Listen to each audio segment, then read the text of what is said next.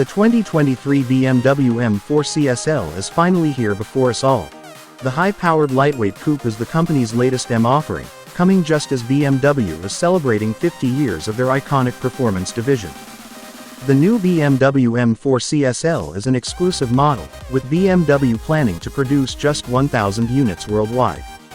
This coupe has improved over the M4 competition, making it the fastest series production BMW ever to devour the Nordschleife Nürburgring circuit. The BMW M4 CSL only takes 7 minutes 20.2 seconds to complete one lap. In terms of style, the visual enhancements are all performance-oriented. And, at the front, BMW optimized the design for maximum cooling potential and downforce generation. The new M4 features high and low temperature cooling circuits to ensure the car's various components maintain optimal operating temperatures during both road and track driving.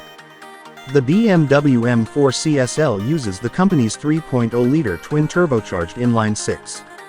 That unit produces 543 horsepower, 404 kilowatts, a 40 horsepower increase over the M4 competition.